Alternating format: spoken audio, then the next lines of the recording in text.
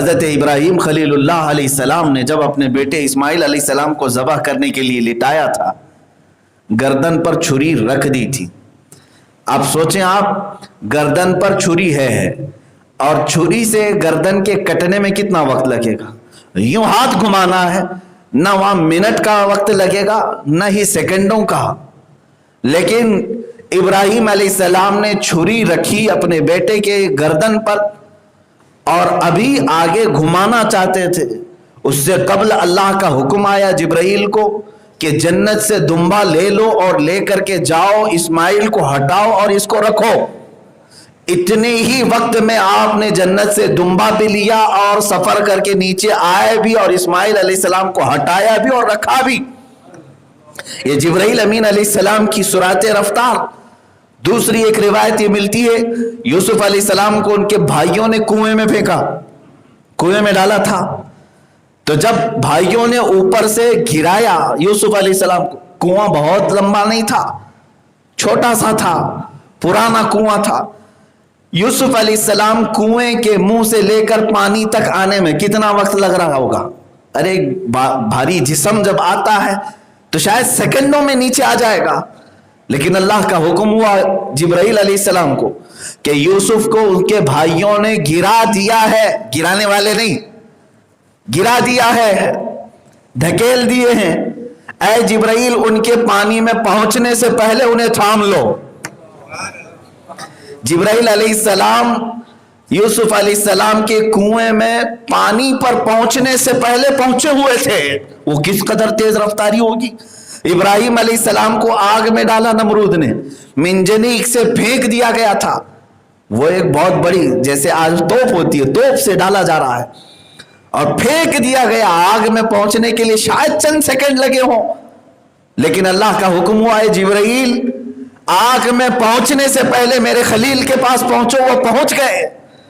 تو جو جبرائیل علیہ السلام کی سرعت رفتار ہمارے عقل و دماغ میں نہیں آ رہی، ان کی سرعت رفتار بھی سدرۃ المنتہا پر جا کر ختم ہو گئی اور کہا اب مصطفیٰ یہاں سے آپ کی سرعت رفتار ہے۔ جہاں جبرائیل کی طاقت ختم ہو جائے، میرے مصطفیٰ کی طاقت کی ابتدا ہے۔ عزیزان گرامی، پھر ہم کہتے ہیں اسی وجہ سے جس کو بازوئے دو عالم کی پرواہ نہ ہو، اور ایسے بازوؤں کی طاقت پہ لاکھوں سلام۔ مصطفیٰ کریم صلی اللہ تعالیٰ علیہ وسلم کی طاقت و قوت کے متعلق لوگ اعتراضات کرتے ہیں، وہ عام انسان ہیں، عام بشر تھے۔ ان کے حضور اکرم صلی اللہ تعالیٰ علیہ وسلم کے متعلق جس طرح کے جملے آج کے کچھ ایسے دو ٹانگ کے جانوروں نے کہا کہ وہ بازار میں گھومتے پھرتے تھے، کھاتے پیتے تھے، اسی طرح رہتے تھے، نادانوں تم نے حضور کے صرف ظاہر کو دیکھا۔ اگر عام انسان تھے تو جاؤ پہلے آسمان کا سفر کر کے دکھاؤ، سارے گرو گھنٹالوں کو لے لو اور اڑ کے دکھاؤ۔ ناسا، خلائی، اسپیس پر جانے والے آج تک جا جا کر کے تھک چکے، لیکن نہ یہ ابھی تک آسمانوں کا پتہ لگا سکے، نہ ہی ستاروں کی کھوج لگا سکے۔ یہاں تک کہ سائنٹسٹ بھی ابھی یہ کہتے ہیں کہ جو ستارے ہیں، یعنی آسمان میں جو ستارے ہیں، ان کے متعلق کہتے ہیں 50 بلین ہیں۔ یہ ایک اٹکل پچھو ہے، اندازے سے مارا ہوا ہے، 50 بلین ہے جو ہماری سمجھ میں آ گئے، جتنے ہم کو نظر آ گئے یا کیلکولیشن میں آ گئے۔ اور وہ کہتے ہیں پورے گیلیکسی کا جو حصہ ہمیں سمجھ میں آیا ہے وہ 40% ہے، ابھی 60% تو ہمیں پتہ ہی نہیں ہے کہ اس کے آگے ہے کیا۔ آج پوری طاقتیں جہاں پر ستاروں کی کھوج نہ لگا سکیں، میرے مصطفیٰ صلی اللہ علیہ وسلم کے قدمائے ناز ان سب سے ورا ہو کر گئے۔ اور کوئی غیب کیا تم سے نہا ہو بھلا، جب نہ خدا ہی چھپا تم پہ کروڑوں درود۔ مصطفیٰ کریم صلی اللہ علیہ وسلم کی شان ہی بیان کرنی ہے۔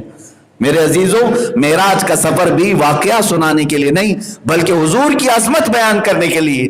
اور مسلمانوں، آپ سب کے لیے بھی یہ بات یاد رکھیں، قرآن کہتا ہے ہم نے اے رسول آپ کو یہ سفر کرایا ہے اس لیے کہ لوگوں کو آزمائیں۔ لوگوں کی آزمائش ہے اس میں۔ کس بات کی آزمائش ہے؟ کہ دیکھا جائے کہ یہ رسول کے اس سفر کو تسلیم کرتے ہیں یا پھر چوں چرا کرتے ہیں، ایسا کیسے ویسا کیسے۔ تو پھر سمجھ لو کہ وہ مسلمان ہی نہیں جو اس میں کھود کھود کر کے پوچھتا ہو، جہاں اس کی عقل کا استعمال کرتا ہو، ایمان تو اسے کہتے ہیں جو صدیق اکبر نے پیش کیا تھا۔ ابو جہل نے ان سے کہا آ کر، اے ابو بکر تمہیں معلوم ہے مکہ میں ایک شخص آیا ہے جو کہتا ہے رات کے وقت مسجد حرم سے مسجد اقصیٰ تک گیا تھا، جبکہ 1 مہینے کا سفر ہوتا تھا اس زمانے میں، اور وہ کہتا ہے رات کو ہی واپس آ گیا۔ ابو بکر صدیق ابھی حضور کی بارگاہ میں پہنچے نہیں تھے، وہ باہر سے آ رہے تھے، بیچ راستے میں ملاقات ہوئی تھی۔ تو حضرت ابو بکر نے کہا ایسا کیسے ہو سکتا ہے، ایک رات میں کوئی بیت المقدس جائے اور واپس آئے؟ پھر آپ نے پوچھا کون کہہ رہا ہے؟ تو ابو جہل نے کہا ارے تمہارا یار، تمہارا دوست محمد کہہ رہا ہے۔ اتنا سننا تھا، حضرت ابو بکر صدیق نے کہا او نادان، اس سے بڑھ کر اگر وہ آسمانوں کے سفر کی بھی بات کریں تب بھی میں تصدیق کرتا ہوں۔ تم تو کہہ رہے ہو صرف مسجد حرم سے مسجد اقصیٰ تک کی بات، اگر محمد اس سے بھی زیادہ کی بات کریں تب بھی میں ایمان لاتا ہوں، اس لیے کہ اس رسول پر آج تک جھوٹ بولنے کا کبھی الزام یا شبہ تک نہیں آیا، اور وہ رسول جب بھی بیان کریں گے تو حق ہی بیان کریں گے۔ عزیزان گرامی وقار، یہاں ہم سب کی آزمائش ہے، یہ ہمارے لیے امتحان ہے کہ رسول پاک صلی اللہ تعالیٰ علیہ وسلم کے سفر معراج کو آپ تسلیم کرتے ہیں کہ نہیں کرتے، مانتے ہیں کہ نہیں مانتے؟ ابھی آج بہت سارے لوگ یہی تمام باتیں دلائل کے طور پر پوچھ رہے ہیں۔ عزیزان گرامی، کل میں نے میسج دے دیا تھا، اور سفر معراج کو جس انداز میں بھی میں نے بیان کیا، ہو سکتا ہے آن لائن کچھ لوگوں تک پہنچا، کچھ کو نہیں پہنچا، لیکن میں یہ بات ضرور کہنا چاہوں گا، اے غیور مسلمانوں، رسول پاک صلی اللہ تعالیٰ علیہ وسلم کو جس شان سے لے جایا گیا اس سفر معراج میں، اس طرح کی شان نہ کسی کو ملی ہے نہ ملے گی، یہ بات طے ہے۔ مسجد حرم سے براق لے کر کے بیت المقدس جائے، بیت المقدس میں 1,24,000 کم و بیش نبیوں کی امامت فرمائے، پھر 7 آسمانوں میں الگ الگ انبیاء سے ملاقات کریں، وہاں کے فرشتوں سے گفتگو کریں، پھر سدرۃ المنتہا پہنچیں۔ سدرۃ المنتہا یہ 7ویں آسمان سے بھی بہت اوپر، جبرائیل امین کی جہاں تک رسائی، وہاں تک پہنچیں، اور وہاں پورے کے پورے ملائکہ کو دیکھیں، اللہ کے جو کچھ رکوع میں ہیں، کچھ سجدے میں ہیں، کچھ قعدے میں ہیں، کچھ قیام میں ہیں، جو قیامت تک اسی حالت میں رہنے والے ہیں، ان تمام ملائکہ کو دیکھا جو رسول پاک کے آنے کے استقبال میں اس دن کھڑے ہوئے تھے، صفوں میں موجود تھے۔ اس کے بعد رف سے لامکان تک گئے، لامکان کے بعد جب ساری سواریاں ختم ہو گئی تب رب تعالیٰ نے فرمایا ادن منی یا احمد، اے احمد اب تم اکیلے میری بارگاہ میں قریب آؤ۔ اس مقام تک پہنچنے کے بعد اس رسول پاک صلی اللہ تعالیٰ علیہ وسلم نے اگر یاد فرمایا کسی چیز کو، اے مسلمانوں میرے رب کی بارگاہ میں عرض کرتے کہ مولا آج کی رات تو میری امت کی بخشش میرے حوالے فرما دے۔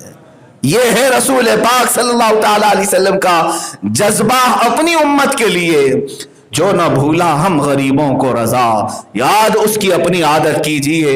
اس رسول پاک نے معراج کی شب اللہ رب العزت کے قرب میں ہم جیسے گنہگاروں کو، نکموں کو یاد کیا، اور سلام بھی بھیجا وہاں سے، والسلام علینا وعلی عباد اللہ الصالحین۔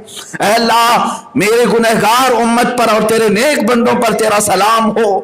رسول پاک نے ہمیں یاد کیا۔ اب سوال یہ آتا ہے،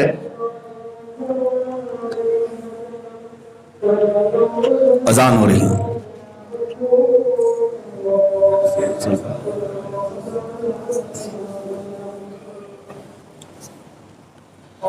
چل رہا تھا، بہرحال اللہ کرے کہ ہماری مسجد کے نظم و نسق کو ہمیشہ متحد و متفق رکھے، برقرار رکھے۔ کچھ لوگوں کو اگر شرارت ہی ہے، نظم و نسق خراب کرنا ہی چاہتے ہیں، تو یہ ان کا اپنا حصہ ہے۔ اللہ تبارک و تعالیٰ انہیں ہدایت عطا فرمائے۔ الذي خلق الإنسان وعلمه البيان والصلاة والسلام على رسوله سيد الإنس والجان وعلى آله وأصحابه ذوي الخير والإحسان، أما بعد، فأعوذ بالله من الشيطان الرجيم، بسم الله الرحمن الرحيم۔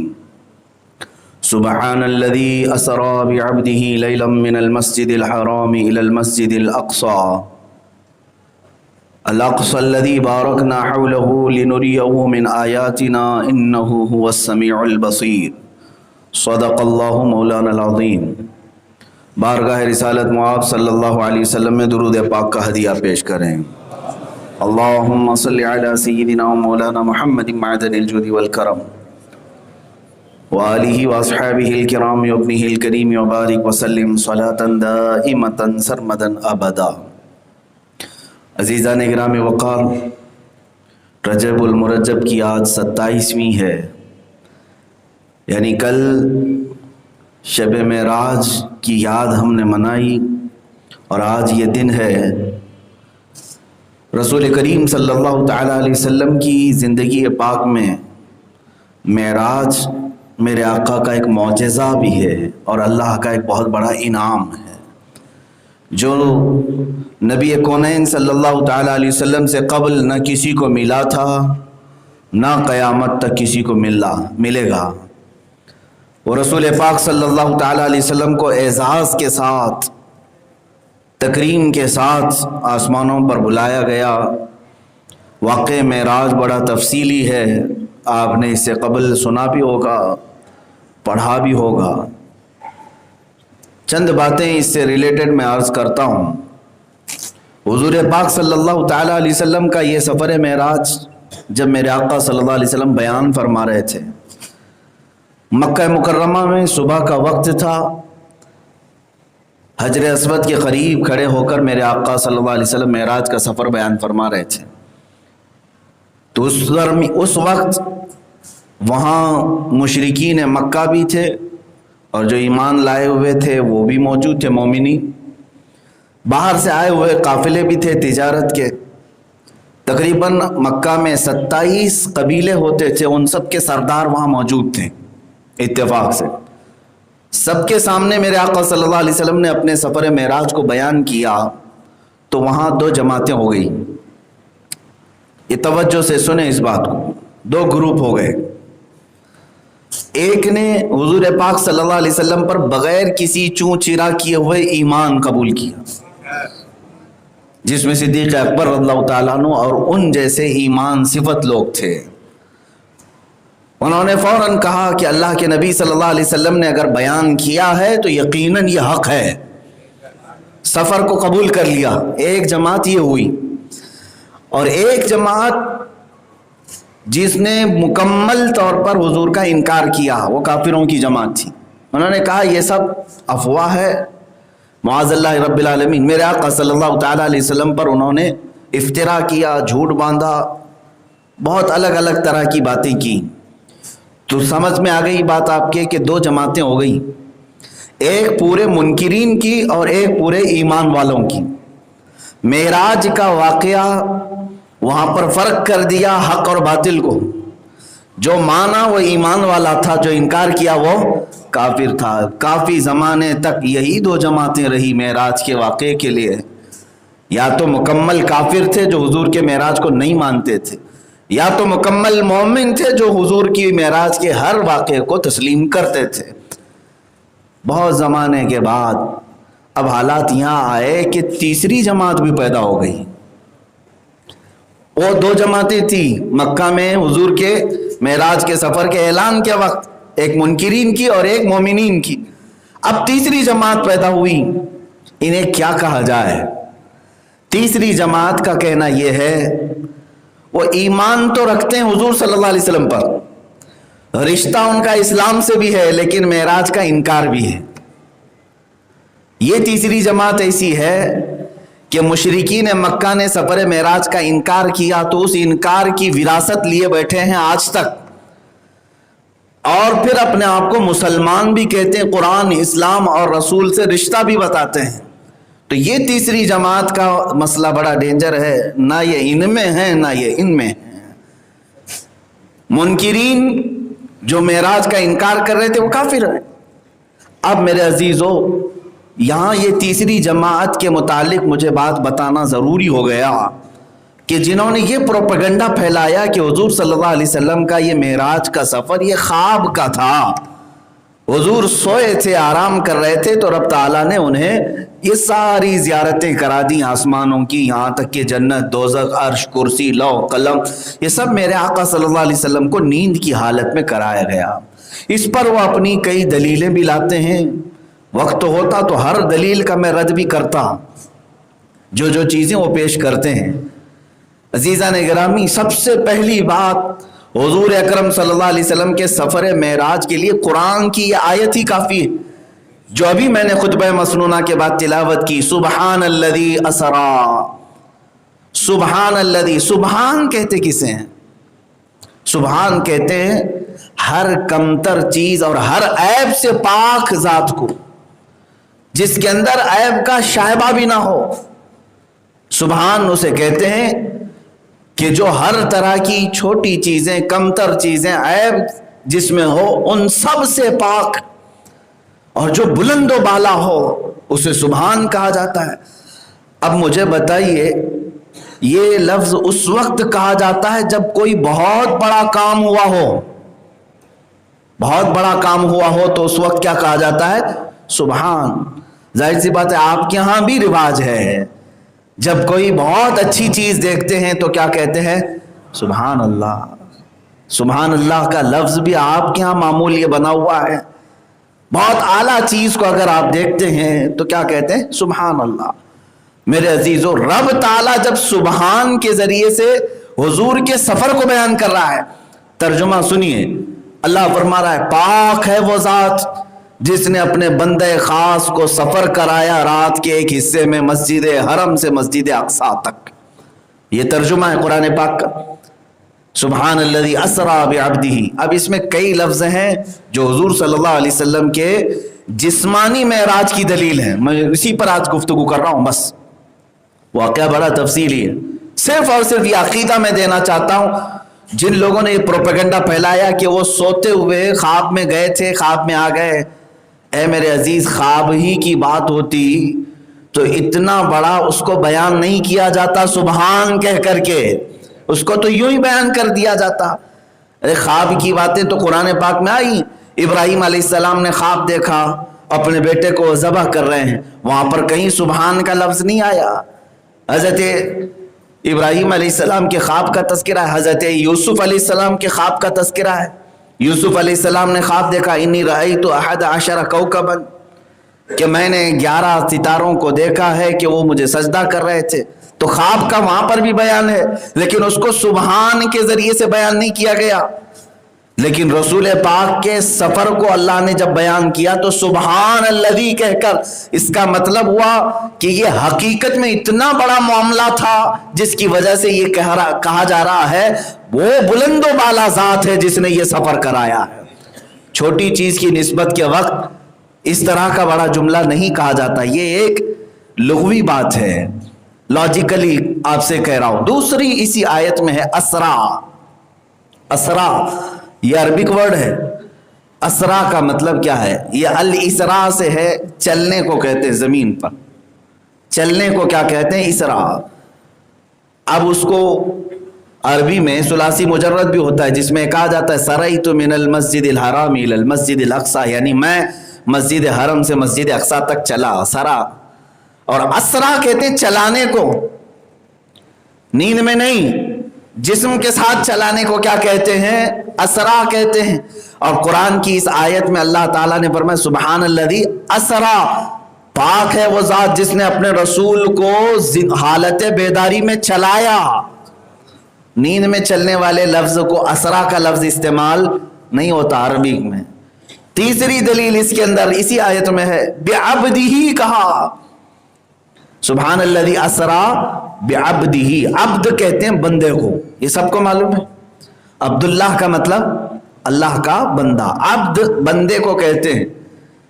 میرے عزیزو، بندہ کون ہے؟ بندے کے متعلق کہا گیا ہے کہ روح اور جسم دونوں سے مل کر کے بندہ ہے، اور خواب میں جانے والی جو باتیں ہوتی ہیں وہ صرف روح جاتی ہے، جسم نہیں جاتا۔ تو اگر خواب ہی میں حضور کو لے جایا گیا ہوتا تو قرآن میں ایسا آتا کہ پاک ہے وہ ذات جس نے اپنے بندے خاص کی روح کو سفر کرایا، بلکہ یہاں ذکر کیا ہے؟ اپنے بندے کو سفر کرایا۔ بندہ جسم کے ساتھ ہوتا ہے، صرف روح نہیں۔ عبد کا لفظ بھی یہ بتا رہا ہے کہ جسم کے ساتھ میرے آقا صلی اللہ تعالی علیہ وسلم تشریف لے گئے۔ میرے عزیزو، کئی دلائل موجود ہیں قرآن سے بھی اور احادیث رسول سے میرے آقا صلی اللہ تعالیٰ علیہ وسلم نے خود بیان بھی فرمایا ہے، لیکن جن کو انکار جن کی گٹھی میں لکھا ہوا ہے، اللہ انہیں ہدایت عطا کرے، ہم یہی دعا کر سکتے ہیں۔ باقی اگر اسی پر مصر رہے تو اللہ تعالیٰ کے ہاں قیامت کے دن وہ خائب و خاسر اٹھائے جائیں گے منکرین کے ساتھ۔ میرے مصطفیٰ کریم صلی اللہ تعالیٰ علیہ وسلم کی شان جس قدر بیان کی جائے وہ کم ہے۔ بعد از خدا بزرگ تو ہی قصہ مختصر، خدا کے بعد اگر کوئی مرتبہ ہے تو میرے مصطفیٰ کریم صلی اللہ علیہ وسلم کا ہے۔ الحمدللہ ہم عظمت مصطفیٰ صلی اللہ تعالیٰ علیہ وسلم کو بیان کرتے ہیں، کرتے رہیں گے انشاءاللہ۔ اور معراج کا سفر بھی میرے نبی کی عظمت بیان کرنے کے لیے ہے، یہ کوئی کہانی نہیں ہے، یہ کوئی کہانی اس طرح سے نہیں ہے کہ سنا کر کے لوگوں کو لوریاں سنائی جائیں، بلکہ یہاں رسول پاک کی عظمت اور رفعت بیان کرنا ہے کہ جہاں جبرائیل کی بھی رسائی ختم ہوتی ہے وہاں سے میرے مصطفیٰ کا سفر پھر آگے شروع ہوتا ہے۔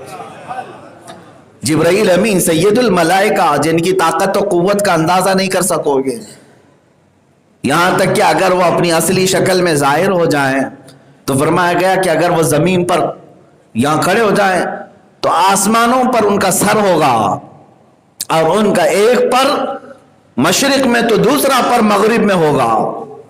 اس قدر بڑی شکل جبرائیل علیہ السلام کو دی گئی۔ اور بھی بہت سارے ان کے متعلق، ان کے پر کتنے ہیں، ہزاروں کے پر انہیں دیے گئے ہیں جبرائیل امین کو، اور ان کی سرعت رفتار اس کا کوئی حساب نہیں۔ سرعت رفتار کا مطلب تیزی، کس قدر وہ تیزی سے آتے ہیں اور جاتے ہیں دنیا میں۔ اس کی صرف ایک ایگزامپل میں اگر آپ کو بتا دوں، رسول کریم حضرت ابراہیم خلیل اللہ علیہ السلام نے جب اپنے بیٹے اسماعیل علیہ السلام کو ذبح کرنے کے لیے لٹایا تھا، گردن پر چھری رکھ دی تھی۔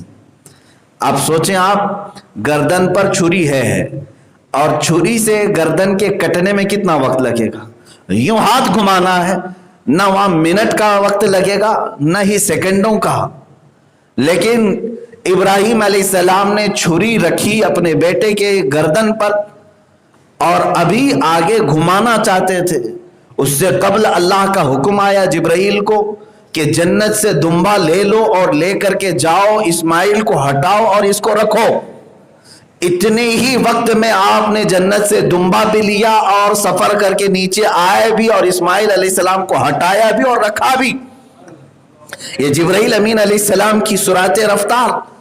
دوسری ایک روایت یہ ملتی ہے، یوسف علیہ السلام کو ان کے بھائیوں نے کنویں میں پھینکا، کنویں میں ڈالا تھا، تو جب بھائیوں نے اوپر سے گرایا یوسف علیہ السلام کو، کنواں بہت لمبا نہیں تھا، چھوٹا سا تھا، پرانا کنواں تھا۔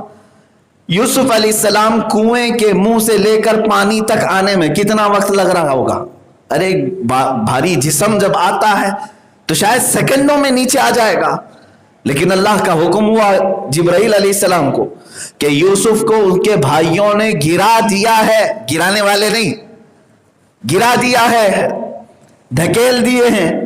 اے جبرائیل، ان کے پانی میں پہنچنے سے پہلے انہیں تھام لو۔ جبرائیل علیہ السلام یوسف علیہ السلام کے کنویں میں پانی پر پہنچنے سے پہلے پہنچے ہوئے تھے۔ وہ کس قدر تیز رفتاری ہوگی۔ ابراہیم علیہ السلام کو آگ میں ڈالا نمرود نے، منجنیق سے پھینک دیا گیا تھا، وہ ایک بہت بڑی جیسے آج توپ ہوتی ہے، توپ سے ڈالا جا رہا ہے اور پھینک دیا گیا۔ آگ میں پہنچنے کے لیے شاید چند سیکنڈ لگے ہوں، لیکن اللہ کا حکم ہوا ہے جبرائیل آگ میں پہنچنے سے پہلے میرے خلیل کے پاس پہنچو، وہ پہنچ گئے۔ تو جو جبرائیل علیہ السلام کی سرعت رفتار ہمارے عقل و دماغ میں نہیں آ رہی، ان کی سرعت رفتار بھی سدرۃ المنتہا پر جا کر ختم ہو گئی اور کہا اب مصطفیٰ یہاں سے آپ کی سرعت رفتار ہے۔ جہاں جبرائیل کی طاقت ختم ہو جائے میرے مصطفیٰ کی طاقت کی ابتدا ہے۔ عزیزان گرامی، پھر ہم کہتے ہیں اسی وجہ سے جس کو بازوئے دو عالم کی پرواہ نہ ہو، اور ایسے بازوؤں کی طاقت پہ لاکھوں سلام۔ مصطفیٰ کریم صلی اللہ تعالیٰ علیہ وسلم کی طاقت و قوت کے متعلق لوگ اعتراضات کرتے ہیں، وہ عام انسان ہیں، عام بشر تھے۔ ان کے حضور اکرم صلی اللہ تعالیٰ علیہ وسلم کے متعلق جس طرح کے جملے آج کے کچھ ایسے دو ٹانگ کے جانوروں نے کہا کہ وہ بازار میں گھومتے پھرتے تھے, کھاتے پیتے تھے, اسی طرح رہتے تھے. نادانو, تم نے حضور کے صرف ظاہر کو دیکھا. اگر عام انسان تھے تو جاؤ پہلے آسمان کا سفر کر کے دکھاؤ, سارے گرو گھنٹالوں کو لے لو اور اڑ کے دکھاؤ. ناسا, خلائی, اسپیس پر جانے والے آج تک جا جا کر کے تھک چکے, لیکن نہ یہ ابھی تک آسمانوں کا پتہ لگا سکے, نہ ہی ستاروں کی کھوج لگا سکے. یہاں تک کہ سائنٹسٹ بھی ابھی یہ کہتے ہیں کہ جو ستارے ہیں, یعنی آسمان میں جو ستارے ہیں, ان کے متعلق کہتے ہیں 50 بلین ہیں. یہ ایک اٹکل پچھو ہے, اندازے سے مارا ہوا ہے. 50 بلین ہے جو ہماری سمجھ میں آ گئے, جتنے ہم کو نظر آ گئے یا کیلکولیشن میں آ گئے. اور وہ کہتے ہیں پورے گیلیکسی کا جو حصہ ہمیں سمجھ میں آیا ہے وہ 40% ہے. ابھی 60% تو ہمیں پتہ ہی نہیں ہے کہ اس کے آگے ہے کیا.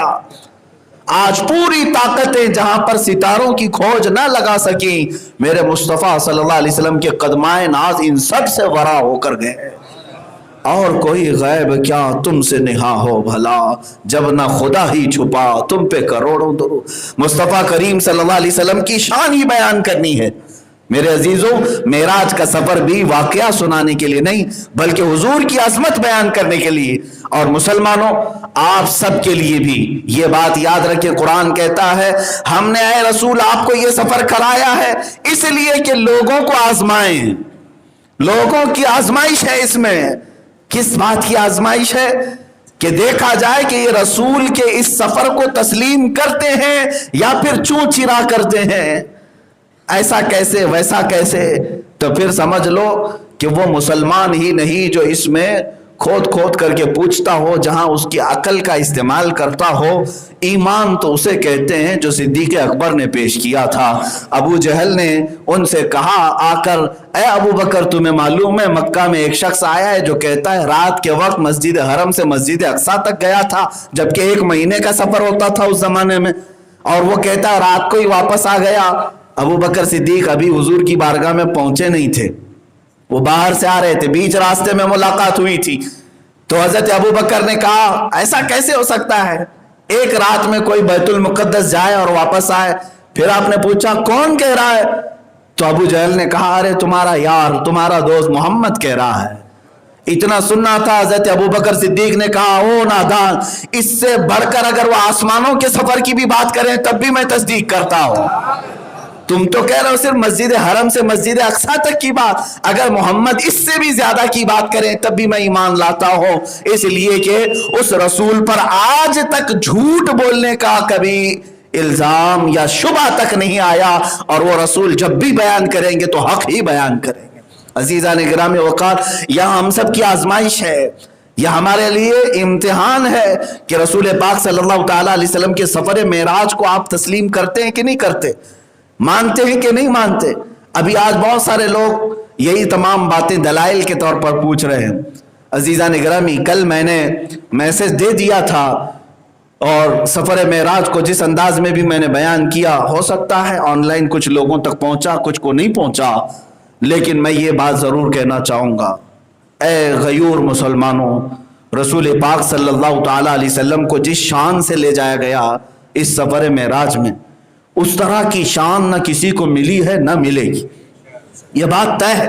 مسجد حرم سے براق لے کر کے بیت المقدس جائے, بیت المقدس میں 1,24,000 کم و بیش نبیوں کی امامت فرمائے, پھر 7 آسمانوں میں الگ الگ انبیاء سے ملاقات کریں, وہاں کے فرشتوں سے گفتگو کریں, پھر سدرۃ المنتہا پہنچیں.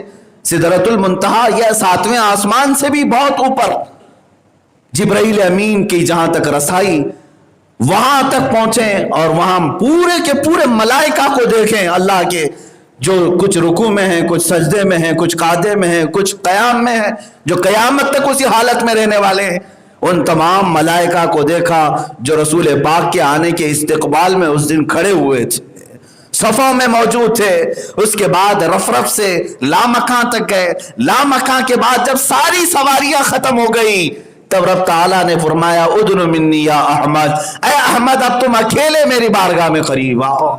اس مقام تک پہنچنے کے بعد اس رسول پاک صلی اللہ تعالیٰ علیہ وسلم نے اگر یاد فرمایا کسی چیز کو، اے مسلمانوں میرے رب کی بارگاہ میں عرض کرتے ہیں کہ مولا آج کی رات تو میری امت کی بخشش میرے حوالے فرما دے۔ یہ ہے رسول پاک صلی اللہ تعالیٰ علیہ وسلم کا جذبہ اپنی امت کے لیے۔ جو نہ بھولا ہم غریبوں کو رضا، یاد اس کی اپنی عادت کیجئے۔ اس رسول پاک نے معراج کی شب اللہ رب العزت کے قرب میں ہم جیسے گنہگاروں کو، نکموں کو یاد کیا اور سلام بھی بھیجا وہاں سے، والسلام علینا وعلی عباد اللہ الصالحین۔ اے اللہ میرے گنہگار امت پر اور تیرے نیک بندوں پر تیرا سلام ہو۔ رسول پاک نے ہمیں یاد کیا۔ بہرحال